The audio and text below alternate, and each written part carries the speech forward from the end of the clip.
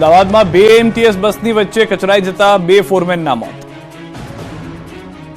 અમદાવાદના ઘોડાસર બ્રિજ પર ગંભીર અકસ્માતમાં બે લોકોના મોત થઈ ગયા. મળતી વિગતો પ્રમાણે એક એમટીએસ બસ બંધ પડી ગઈ હતી, જેને ટોઈંગ કરવાની હતી, પરંતુ ટોઈંગ વાનના બદલે બીજી એમટીએસ મોકલવામાં આવી.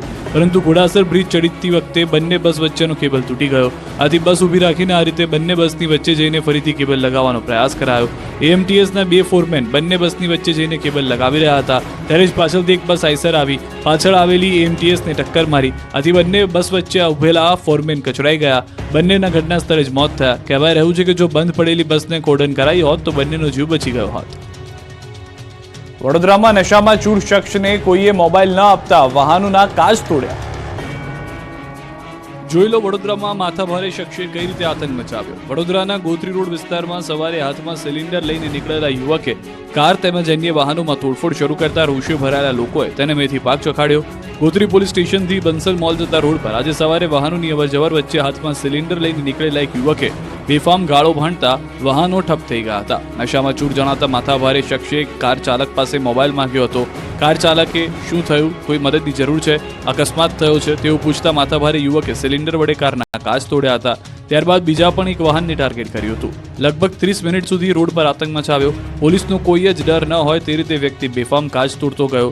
યુવકે કાર ચાલક પર હુમલો કરવા પીછો પણ કરતા તેમજ કેટલાક લોકો પર સિલિન્ડર વડે હુમલો કરવાનો પ્રયાસ કરતા રોષે ભરાયેલા લોકોએ તેને પકડીને ટીપી નાખ્યો.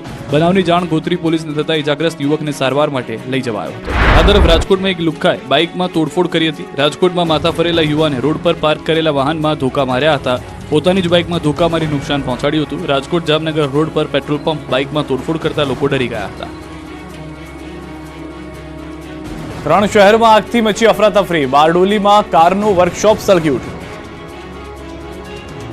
વલસાડ શહેરના છેવાડે આવેલા ભાગડાવાડામાં કૃષ્ણ રેસિડેન્સી નામની એક બિલ્ડિંગમાં આગ લાગી. 5મા માળે આવેલા 501 નંબરના ફ્લેટમાં અચાનક આગ લાગતા દોડધામ મચી ગઈ અને રહીશોના જીવ તાળવે ચોંટ્યા. બનાવની જાણ થતાં જ ફાયર બ્રિગેડની ટીમ તાત્કાલિક સ્થળ પર પહોંચી અને આગ પર કાબુ મેળવવા પ્રયાસ હાથ ધર્યા. જોકે એપાર્ટમેન્ટમાં ફ્લેટમાં રહેતું દંપતી બચાર ગયું હતું. એ દરમિયાન અગમ્ય કારણોસર આ બંધ ફ્લેટમાં આગ લાગી હતી અને થોડી જ વારમાં આગે મોટું સ્વરૂપ ધારણ કર્યું. ઘરની અંદરનું ટીવી, ફ્રિજ સહિત ઇલેક્ટ્રોનિક ઉપકરણ અને અન્ય સામાન પણ બળીને ખાખ થઈ ગયો. પ્રાથમિક રીતે શોર્ટ સર્કિટને કારણે આગ લાગી હોવાનું મનાઈ રહ્યું છે.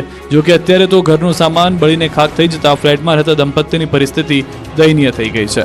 આ તરફ સુરતના બારડોલીમાં કારના વર્કશોપમાં આગ લાગી. ઓટોમોબાઈલ્સનું વર્કશોપ ભડકે બળ્યું. વર્કશોપના ગ્રાઉન્ડ ફ્લોર પર આગ ભભૂકી ઉઠતા દોડધામ મચી ગઈ. એક્ઝોસ્ટના બ્લોવરમાં વેલ્ડિંગ કામ ચાલતું હતું. એ સમય દરમિયાન આગ લાગી હતી. આગ જ થોડી ક્ષણમાં વધુ પ્રસરી જતા વર્કશોપમાં રહેલી કારો સળગવા લાગી. વર્કશોપમાં ધુમાડાના ગોટે ગોટા ઉડતા દૂર દૂર સુધી દેખાયા. ફાયર વિભાગે પહોંચી આગ પર કાબુ મેળવ્યો. આગના આ દ્રશ્યો છે સુરતના. નાનપુરા નાવડી ઓવારા નજીક એક પ્રિયા એપાર્ટમેન્ટમાં આગ લાગી. ભીષણ આગ લાગતા એક યુવતી ફસાઈ હતી. 6ઠ્ઠા માળે ફ્લેટમાં આગ લાગતા 23 વર્ષીય યુવતી જીવ બચાવવા એસીના કમ્પ્રેસર ઉપર બેઠી હતી. ઘટનાની જાણ થતાં ફાયર વિભાગની ટીમ અને હાઇડ્રોલિક મશીનથી યુવતીને બચાવી. આ તરફ ધ્રોલ રાજકોટ હાઈવે પર કારમાં ફાટી નીકળી આગ. જામનગરમાં કાર આગનો ગોળો બની ગઈ. ધ્રોલ રાજકોટ હાઈવે પર પૂરપાટ જતી કારમાં અચાનક આગ લાગતા દોડધામ મચી ગઈ. રાજકોટ હાઈવે પર વહેલી સવારે કારમાં 4 લોકો જઈ રહ્યા હતા, ત્યારે ધ્રોલ નજીક જાયવા ગામ પાસે કાર પહોંચી હતી. ત્યારે અચાનક જ કારમાંથી ધુમાડા નીકળવા લાગતા કારમાં સવાર લોકો તુરંત બહાર નીકળી ગયા હતા, જેની થોડી જ ક્ષણમાં કારમાં આગ વધુ પ્રસરી હતી. જોતજોતામાં આખી કાર બળીને ખાખ થઈ ગઈ હતી. રોડ પર કારમાં આગ લાગતા ટ્રાફિક જામ થયો. ફાયર વિભાગને જાણ કરતા ફાયરની ટીમ પહોંચી હતી અને પાણીનો મારો ચલાવ્યો હતો. ધ્રોલ ફાયર વિભાગની ટીમે આગ બુઝાવી હતી. સુરતના રોડ પર જાહેરમાં યોજાઈ જીવલેણ સ્ટન્ટની સ્પર્ધા. જોઈ લો, આ લોકોને નથી કોઈ કાયદાનો ડર, નથી પોલીસનો ખોફ, નથી જીવની ચિંતા. જાહેરમાં સ્ટન્ટબાજીએ જીવને સટાસટી કરતી સ્ટન્ટ કરી આતંક મચાવ્યો. સુરતના રસ્તા પર સ્ટન્ટ કરી છવાઈ જવા માટે લોકો અવનવા પ્રયોગ કર્યા. પીપલોદ રોડ પર બાઇકર્સ દ્વારા સ્ટન્ટ કરવામાં આવ્યો. બાઇકર્સ દ્વારા જાહેર રસ્તાઓ પર સ્ટન્ટ કરી લોકોને આકર્ષવામાં આવ્યા. જાણે રોડ પર કોઈ સ્ટન્ટના ખેલ ચાલતા હોય તે રીતે મોટી સંખ્યામાં લોકોનો જમાવડો થઈ ગયો હતો. લોકોની ભીડ જોઈને સ્ટન્ટબાજોનો જોશ હાઈ થઈ ગયો હતો અને રોડને બાનમાં લઈને સ્પોર્ટ્સ બાઇકની પાછળ યુવાનોને બેસાડી જીવલેણ સ્ટન્ટ કર્યા. એક બાઇક ચાલકે તો નાના બાળકને પોતાની પાછળ બેસાડી સ્ટન્ટ કર્યા. અશ્વની જેમ એક વ્હીલ પર બાઇક ચલાવી મોતને આમંત્રણ આપ્યું.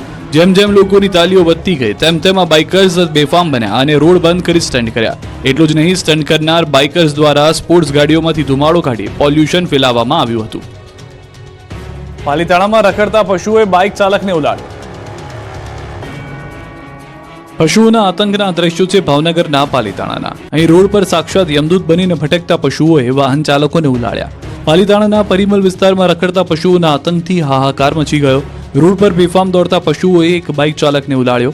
પાલીતાણાના પરિમલ વિસ્તારમાં એક બાઇક ચાલક મહિલા સાથે પૂરપાટ જઈ રહ્યા છે, ત્યારે સામેના રોડથી એક ઢોર દોડતું આવે છે. તેની સાથે અચાનક બાઇક ચાલક અથડાય છે, જેથી વાહન ચાલક મહિલા સહિત બેને ઈજાઓ થાય છે. સારવાર અર્થે હોસ્પિટલ ખસેડવામાં આવ્યા હતા. આવું પહેલી વાર નથી બન્યું, ત્યારે હવે પશુઓને પાંજરે પૂરવા માંગ ઉઠી છે. જયેશ રાદડિયાએ પાટીદાર સમાજની ટપોરી ગેંગને ખુલ્લો પડકાર ફેંક્યો. મારી ઓપન ચેલેન્જ છે, તમે બધું મૂકી અને એકની રાજનીતિ અંદર આવી જાઓ. આ મેદાન ખુલ્લું છે, રાજનીતિમાં આવો. બે પાંચ લોકોની ટીમ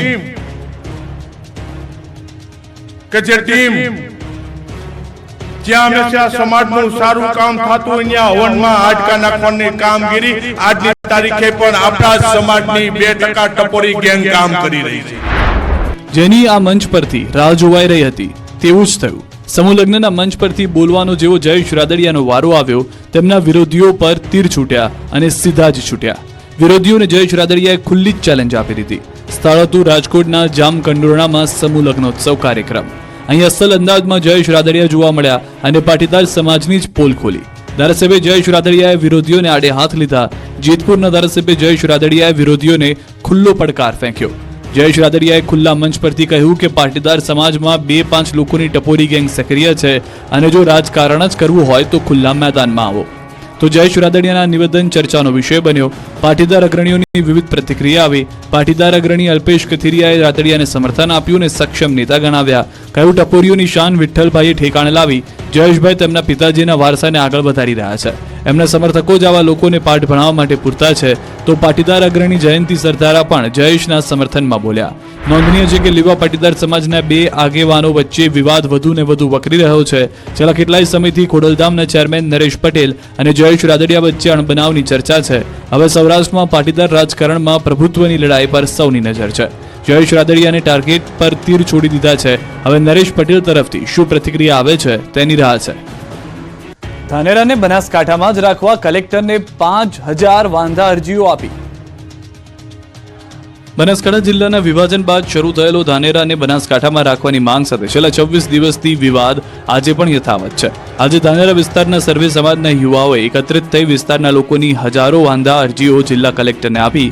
બનાસકાંઠા જિલ્લાના ધાનેરા તાલુકાને નવા જિલ્લા વાવ થરાદમાં સમાવિષ્ટ કરવાના નિર્ણય સામે સ્થાનિક લોકોએ જોરદાર વિરોધ નોંધાવ્યો. ધાનેરા તાલુકાને પણ વાવ થરાદ જિલ્લામાં સમાવેશ કરી દેતા લોકોએ અનોખો વિરોધ કર્યો.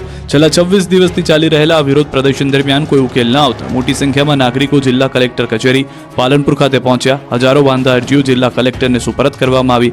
લોકોનું કહેવું છે કે ધાનેરા અને વાવ થરાદ જિલ્લામાં સમાવવાથી તેમને અનેક મુશ્કેલીઓનો સામનો કરવો પડશે અને વહીવટી કામકાજ માટે વધુ અંતર કાપવું પડશે. આ વિરોધ પ્રદર્શન દર્શાવે છે કે સ્થાનિક લોકો તેમના વિસ્તારને બનાસકાંઠા જિલ્લામાં જ રાખવા માટે દ્રઢ નિર્ધાર ધરાવે છે અને તેઓ આ માટે કાનૂની અને વહીવટી માર્ગે લડત આપવા તૈયાર છે.